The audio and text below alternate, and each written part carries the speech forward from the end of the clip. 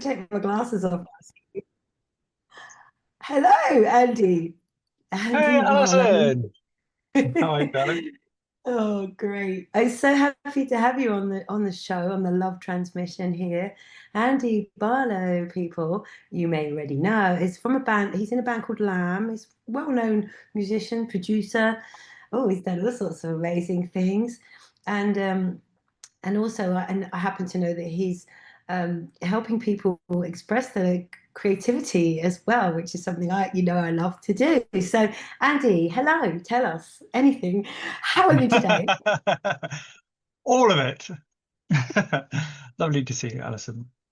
Alison and I go way back, just for the listeners and viewers. In fact, the first ever time I came to Brighton, where I've lived for 24 years, was to visit Alison. And I Really? drove down just to where the seafront is, and I was like, oh, I'm going to live here. Yeah, so thank you for being my friend and inviting me over because I might still be in Manchester otherwise. Yeah, isn't that funny? Because I did a similar, came to Brighton, I was like, I'm going to live here. um, did we meet for the first time um, hitchhike when I hitchhiked to live to Glastonbury, or had we already met before that? No, I think that was the first time, wasn't it? That was Yeah. what year were we on? Like God, 2001, something like that. I thought it was in the 90s. Yeah, it was way in the 90s. It was well before I was in music. Oh, I Well, don't that's even know. it probably was in the 90s. If I can't remember it at all, it was a good good chance it was in the 90s. Last century. Last century. Exactly. A very different time. Hmm. So yeah, you've been making music now for decades. Tell us a little bit about. Oh, do you know what I'd like to know? Go on. What was the first time you thought, oh, I'd like to make a tune, or did it? My mum said when I was like 3, I would go around banging saucepans. And she caught me once peeing into a saucepan, banging the side of it, obviously into some sort of acoustics as well. And then I joined a marching band when I was like 7 or 8 or something. And then I was probably about 10, and I was like, I really, really, really want to be a musician. And then got a tiny little keyboard, and then got 4 track, and then worked a load of like Saturday jobs, rubbish jobs, and then jobs, and then got a drum machine, and then just expanded from that really. Then got a job when I was about 14 in a music shop, cleaning cymbals and selling plectrums and stuff. But the sampler had just come out. Now the sampler had already been around before, but it was like something that was cost more than a house now. It was like this insane investment that no one had. And the first affordable home samplers had just come out. And I was working in the shop, and I had to learn how to demo them so I could sell them to people. And Oh, as soon as I got my hands on one, and they let me take it home for a few days so I could learn it, and I was just hooked. A sampler can do anything, right? If you want to do a guitar, you're a guitar. If you want a breakbeat, you're a breakbeat. If you're a vocal, you're a vocal. And you only had like 10 seconds of sample time. So you had to make every single part count. And so it was a really sort of, now you've got as much time as you want and as many tracks as you want, but you had to be really militant. Most of Lamb's first album was done on a 4 track, reel was to it? reel. It was, yeah. What's the name of the first album? But as the debut album, it's called Debut. It was called Debut, But and we, it's done on a 4 track reel to reel. we, so Lou is the other half of Lamb, and she was dating Jimmy Goodwin from Doves, who back then was in Sub Sub, and they had an Akai sampler that they lent us. And then New Order, who Lou knew because she was a photographer, had a 4 track, so we borrowed their 4 track. And then she had this place in Didsbury that had a sort of little basement sort of thing, and we set up a little studio. And yeah, we got signed with no name, no manager, and 3 songs. Wow, that's really cool. And who was your first label? I originally signed when I was 17 to Skint Records. Um, in fact, you don't really sign to Skint, but Norman Cook and I had the singles out on the same day. Um, and his first one and my first one. And then then I kind of got headhunted from this job I was doing I was at Salford University doing a sound engineering degree, and I bribed some second year students with some pot to take their studio time, because you didn't get studio time in the first year, right? And I got blagged 2 days, and found a load of mics in the other cupboards and stuff, and recorded my first single, and played it to a friend, and he goes, What "Oh, was, I'm friends with Norman Cook. Shall I play it to him?" And he goes, "Yeah." And yeah, so it went out, and then off the back of that, the management company sort of headhunted me and said, came into the university and said, "Did you make this record?" And I said, "Yeah." And I said, "How would you like a job in a proper recording studio?" So there's this studio in Juicy Street in Manchester. I'm sure you remember that. And it was owned by So What Art, who managed loads of bands and loads of properties and stuff, including Simply Red. And they built this amazing studio for Simply Red. But Simply Red didn't want it to be in Manchester. They wanted to be in LA or Barbados at Eddie Grant's studio. So this amazing studio was left empty. So my job was to operate the studio, produce, make. So I left the course. I was 18 and started working in this amazing recording studio, learning all this state-of-the-art gear. that's so This is the full story. And after a year of doing that, they sacked me. They're like, "We love your music, but actually it's not very commercial. We want top tens and just sort of more shiny music." And I'm packing up my stuff. The phone goes, and it's Lou. And she's saying, "Hi, you've worked with some friends of mine, Miles and Elliot. Do you know them? Miles and Elliot Eastwick." I've They done said stuff with them too. you're a bit far out for them, but I should try you. So uh, I said, "I've just been sacked from my job. Do you want to meet for a drink tonight?" And after at the end of that drink, we said, "Well, should we try being in a band?" And that was Lamb. Oh, wicked. Okay, I've got loads of questions. So I will try. First one, I probably won't remember them all, but what first one was your first single when it was released? Under what name and what was it called? The first single was "Hip Optimist" was the artist, and Anna Yeah. Faye was the name of the song. It was called what? Anna Faye, Anafey. Anna Faye. Oh my God. Look, it's Monday. Normally, I do this interview a bit earlier than the day before the show. I've already got a list of all the songs I want to buy, and I wasn't going to ask you about anything musical that I was going to add to the set. What was it? Anna Faye, Hip Optimist, yes. And then, I turned my phone off. I have to type it. I'm just going to type it anyway. And then, but also, so then that's how you met Lou. So you were 18, and you've been working together on and off for, oh my gosh, 30 decades. years. 30 years. What can I ask you something, right? Well, What is the secret of a long-lasting relationship? don't sleep with your partner in in the band. Definitely don't do that. Um, I don't know. It's just synergy, isn't it? It's like finding the right producer or the right the artist finding the right producer, or the person finding the right therapist. It's just kind of when it fits, it just fits.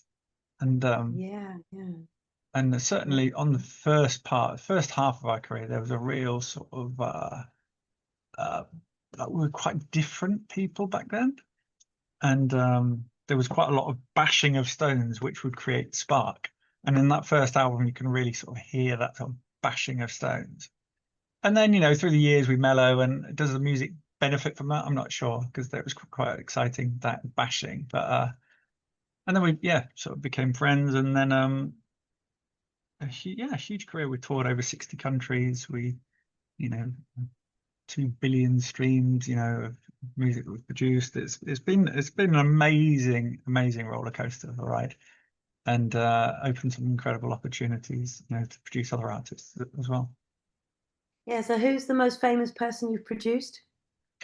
I've produced 6 tracks on U2's last album, Songs of Experience. That isn't the one that ended up in everyone's phone. It was the one after. Um, What do you mean the one after? it was the album after the one that went on everyone's phone.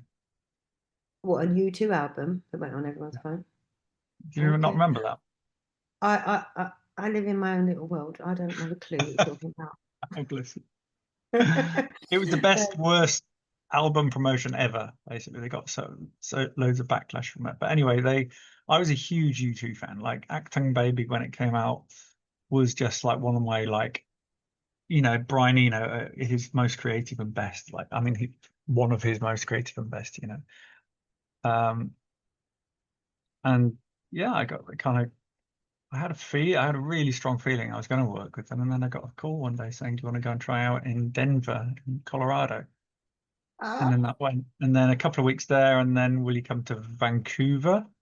And I went there, and then it was like, can you do 3 months in Monaco? And I went there, and then 6 months in LA at Rick what a shame. Rubin's Shangri-La Studios, flying around on private planes and having a rare old time for myself. Oh my goodness, what a fun, what a fun, what a fun. If I was going to work with somebody like that, it would be Stevie Wonder. I'm like, Yeah, I'm just yeah, looking, see if he stays alive long enough for me to cross paths with him. It still could happen. still could happen. Mm. Okay, so this show, The Love Transmission, and my work, which is called Free Your True Voice, is all about um, encouraging people to dare to do something they'd really love to do, and which often is just be yourself. Dare to be yourself, dare to express yourself. And there's so many ways that people could dare to express themselves, but I like to imagine a world where we allow ourselves to really be seen, just to be ourselves, and um, realize that we have so much in common, come together, unity, oneness, love, whatever. That's my vibe. But I really love helping people to liberate the parts of them that they've held down, especially just talking about how they feel or expressing their creativity, or having influence in the world. And so I love to encourage my interviewees to feel into what we could do to inspire other people to dare to do that. I mean, where did you feel like you had the right to dare to be a musician and do what you love? And there's risks involved, isn't there? I was about now this is going to sound pretty cosmic, but I know you, so I'm pretty comfortable talking to you. This is going to sound quite cosmic, everyone, but when I was about 10, I had this dream, and this angel came to me in this dream and said, "You should be a musician. You should be a musician." And I said, "Yeah, but what about money?" "It'll be fine. You should be a musician." "Yeah, but what about responsibility?" And I went, "It's fine, be a musician." And it was pretty tangible. I went to that back to that dream 1,000 times. Every time I was having doubts or what should I do, or um, I would go back to that dream. And my parents were really supportive. Like they were just open. They didn't have much money, so I was kind of buying stuff as I went. But again, I really liked getting one bit of kit and then just learning it inside out, just doing Mm. this old Casio crappy synthesizer. But I learned if you ran the batteries really low and then it was just about to go dead, all the sounds would start crapping out and sound really weird and interesting and glitchy. And then if you saved it and then quickly put some new batteries in, you could then replay that sound. Oh Uh, wow. and in the sampler, if you just cranked up the gain of the input, you distort things going into it, and immediately it would have a different effect. So I think, when back in the day it was hardware equipment, so you bought a sampler and you learned it, you bought a synthesizer and you learned it. And the problem and wonderful thing about soft synths and programs is you've got access to all of it, but 2% of all of it rather than learning each thing inside out. It's a bit So like the human unfortunately, brain, though. what, say that again? I said it's a bit like the human brain. Apparently, we're only using a little bit of it. Yeah, it's like limitless. So I interrupted you. What were you going to say next? Do you remember? Um, so we were talking about what inspired me. So yeah, having this having this angel come to me and say, "I'm really supposed to be a musician," was a big motivating force. And then I kind of went crazy for a while. Like I didn't have friends, I didn't have a girlfriend. I would just kind of come home from school, and this is pre-internet, so I've no references or anything. And I had a cracked copy of Cubase, and I'm learning it, and I don't. Um, and all of my friends were like, my cool friends were like drummers and bass guitar players and uh, singers, and the keyboard player back then was the most uncool. It was the most uncool job, you know. And and then of course the DJ came in, and then everyone wanted a laptop to be a producer. Um, So yeah, but you isolated. Is that what you're saying? You felt isolated, or you isolated yourself from your social life at that time? I think what I wanted to do is just get fluent with the technology and the music. I think if you if I'm in the flow state and it's not Andy, I'm all Andy is doing is the controller. He's conduit mode, and that from that conduit mode comes something that's much bigger and Mm, much more creative usually.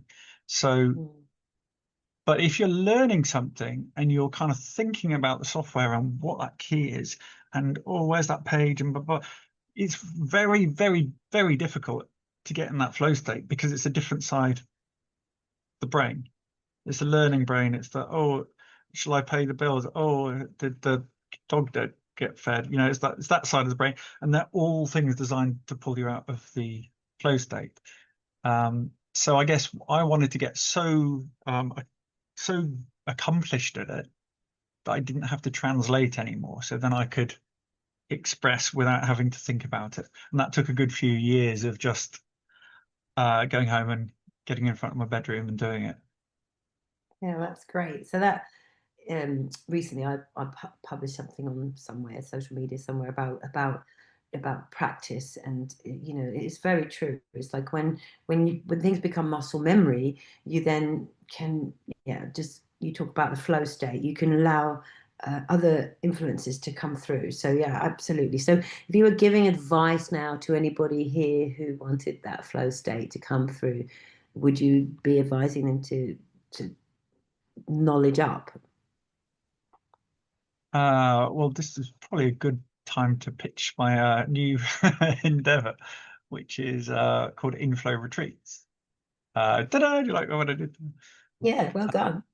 I set it thanks. up. God. So lots of musicians, including myself, kind of it's quite easy to get stuck. I think back in the day we had teams of people, right? We had managers and we had PR people and we had agents, we had record label people and publishing people, and they all needed to sync everything up. So you need to release the record on the 1st of March. So then by uh, June, when you start touring, everyone knows the record and blah blah blah. There's a sequence of things. Um, but because everything's changed, you don't have the same accountability as an artist. And I think because of that, it's quite easy to fester and not finish things. Um, Mm. so so we have our inflow retreats, which I'm happy to talk to you about. Um, but but after the retreat, we have this amazing transformational experience, and then after the retreat, we do a monthly call, and we kind of say to everyone, right, if you want to be held accountable, what is it for? And maybe someone would say, I really need to finish the vocal or rewrite the chorus on this, and then the next month would say, hey, Leonie, how are you getting on with that? And then she'd play what we've done, and we can feed back and stuff. So I think um,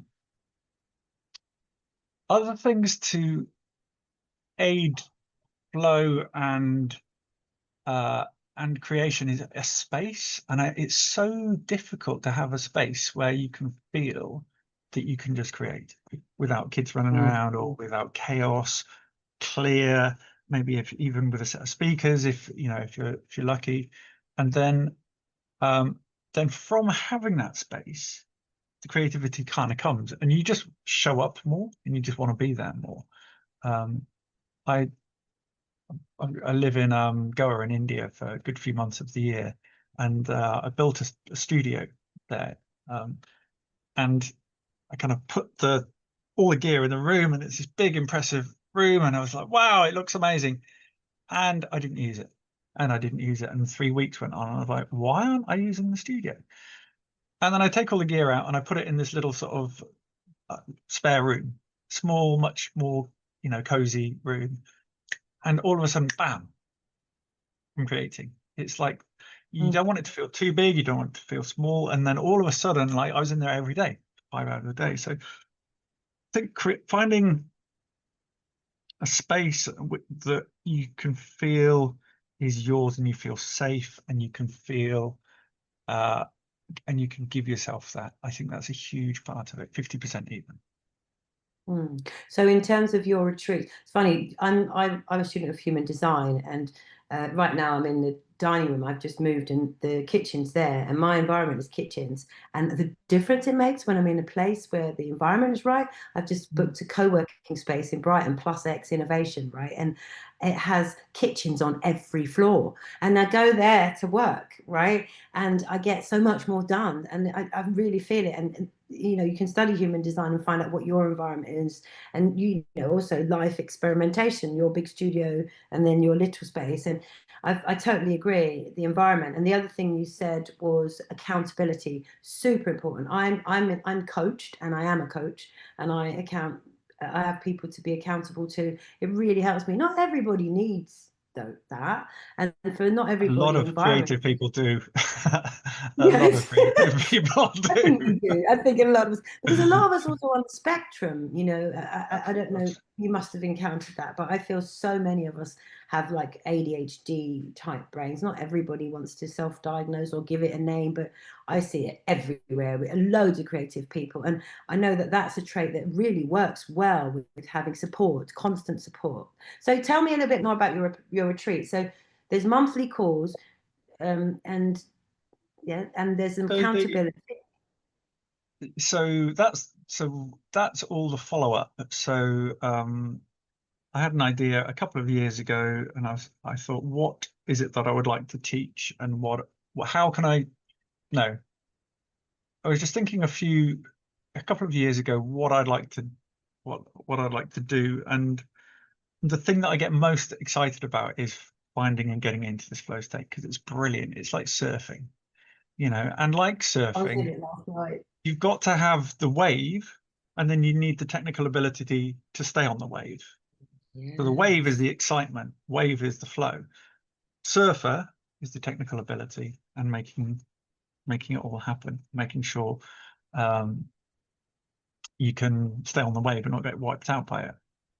Uh, so we started doing residential retreats. So these are 5-day residential retreats, and so we wanted to break up the creation process. And I think when you're in your head, it's impossible to access the flow state. Your flow state is from your feeling, and it's not from your head. The head is from Andy. The heart and this space is from the flow space. So the first thing you've got to do is get out of your heads. So we use things like we do breath work every morning. We do ice immersion. We do sea swims. We do nature meditation walks, um, and all things to basically get us out of our head and into our bodies. And then we'll get into the studio, or we'll go into the garden, or we'll have a jam session, and then that will turn into uh, a song idea, and then we'll bring it into the studio. And then we had a vocal open your voice workshop from my amazing friend Sharka, who does this voice toning. It was incredible. And we do some medicine drumming, we do some sound journeying, um, and then over the course of the 5 days, we must have had 50 jams, and then I recorded them. We then developed as a group, and then wrote lyrics, and we've got 2 songs that we're going to finish from the last retreat. And That's it's a so very funny. joyful. It's 20 minutes walk to the beach. It's near Brighton. The food is amazing, and it's organic, and a lot of it's grown on the land. And it was about 14 of us, and it was absolutely lush. It was so beautiful.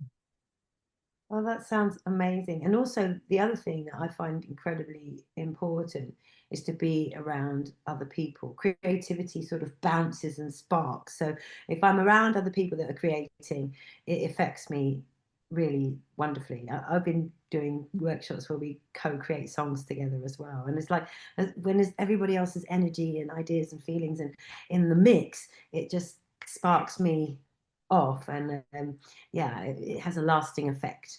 Yeah, so I love that you've done that. So you've got a community now, and how long will you stay with them now after the retreat, and how often are the retreats? So at the moment it's just the opening of the, like, we've done 3. We're just planning another one in Goa in February, and back here in the Lookout near Brighton in April 25.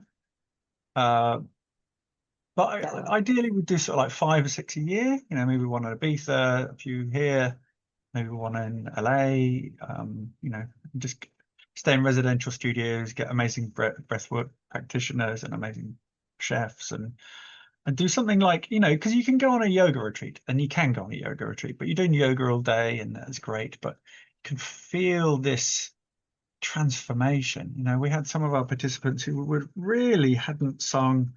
We had one guy and he hadn't played his saxophone for 4 years since his mum died, and he played it at her funeral, hadn't picked it up since, and he had all this resistance, and then finally he picks it up and he starts crying, the room starts crying. It's like, and then he doesn't put it down for the next 3 days. He's just carrying his saxophone and playing it whenever he can. People who say they can't sing and then they end up singing all the time. And you know, transformation of the, it bandied a word around a lot, but there's something about creative people find it very difficult to find joy in anything if they're not being creative. Okay, listen, I've loved hearing all of this from you, and now I want to point you, because it's our half an hour is nearly up, to the listeners. So if there's anybody out there who would love to express themselves creatively, who has, let's be specific to your niche, you know, who has a music in them that they would like to express, whether or not they come on your retreat, what could you say in this moment that they're listening to you right now?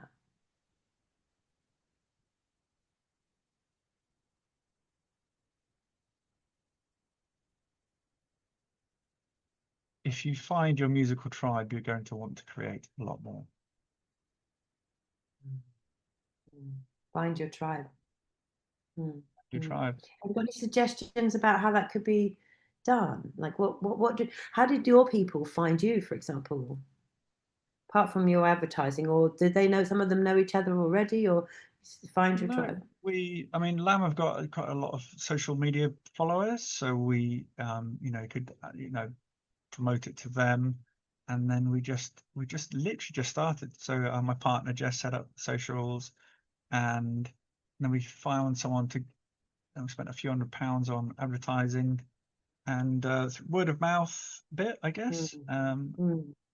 So And I would like to you, suggest something. Finding your tribe sometimes involves actually saying what you want, daring to, you know, because I've noticed some people wouldn't even dare to say that, you know, I've always dreamed of making a record, or like that kind of thing. So even it helps you to find your tribe if you do express, if you use your voice, if you say, you know, find a place to even air that you know, that you used to write songs when you were a kid and you'd love to get back to it, or whatever it is, like, yeah, so you can find your tribe. And so social media was the way you advertised, was it?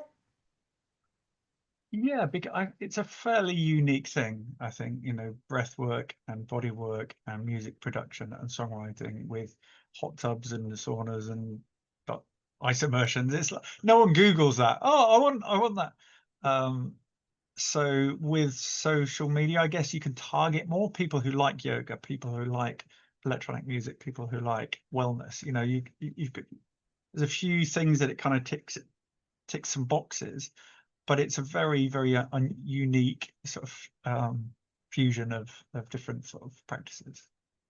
So somebody who's looking to express themselves, um, just finding their tribe, what could you, well, that's good advice. And just keep their antennae up. Is there any other suggestion you can give to them, you know, if they can't come to your workshop or whatever, but that they have this deep longing to know that it could be done? Um, yes, definitely. I every Saturday I go to Brighton Church, and there's a it's got African singing, and it'll be sort of maybe 20 to 30 of us, and we'll all 4-part harmonies, and we'll do usually joyful songs, and it's not all African songs, but like with a guy called Mahasuka, and he does them in Bristol and in Brighton. But there's a lot. If you look around, there's one in Lewis. I know there's one at Zoo. Singing Choirs. groups are We're talking really, about choirs. choirs. Yeah, choirs. You can meet really interesting people. And the thing is, lots of people who come on the Inflow kind of go, well, I want to learn bass or guitar. I'm not really here to sing. But then your voice isn't just for singing, your voice is for communicating your truth. So if you're more aligned in your voice, you're more aligned in your communication in general. So we've had participants going, wow, I just feel so much more articulate, or giving my words the energy of singing, you know? So, you know, because it's never about unlocking someone's music, right? It's the thing underneath that that's stopped the music from flowing. Self-worth, I'm not good enough. Someone once told me, you know, I'm tone deaf, but whatever it is, there's some wounding somewhere. And so when someone comes and says, I want to sing, it's not about here's a microphone and just open your mouth. It's like, well, why are you stuck? And then Mm, finding that place that they're stuck, and then kind of going, well, that's why. And that's where the breath work comes in, because it's like you can yeah. go right into that place, forgive yourself Mm. or whatever. So it's powerful stuff. That's another point. I'm going to have to draw our interview to a close, but doing things like breath work, any kind of healing, inner work, reflective work, body work, anything to get out of your head, but especially in sort of therapeutic, they can also help you to find your free, what's behind why you're not in expressing yourself. So for the listeners out there, there's a couple of great suggestions. Well, there's a few, but finding a tribe, you don't have to be a singer, but you've got music is the thing that connects anyone in choirs. So you could actually join choirs just to be in music, have music coming through you, and then strengthen your voice. It has so many characters, but also look about doing some inner work, some help, getting some help. Like breath work is a great one, and other healing modalities, so that you can find what is blocked inside you and love it out. Yeah, I think you've given us some good nuggets, Andy. Oh, bless you. So how does people find out how to contact you and directly? What's the best way for our listeners to contact you or I have a brand retreat? new website that's just gone live last week, and it's andybarlow.co.uk, and that has kind of got me as a producer and as a artist and a bit of a biog and stuff, and you can contact me through there. Or you can check out inflowretreats.co.uk, and that's our website for the retreats, and you can see all about the practices that we do and the unusual amazing few days that we have. Yeah, brilliant. So andybarlow.co.uk and inflowretreats.co.uk. Co.uk. So great. Thank you so much, Andy. I'm so happy that you came. So Andy Barlow. So yeah, let the music play.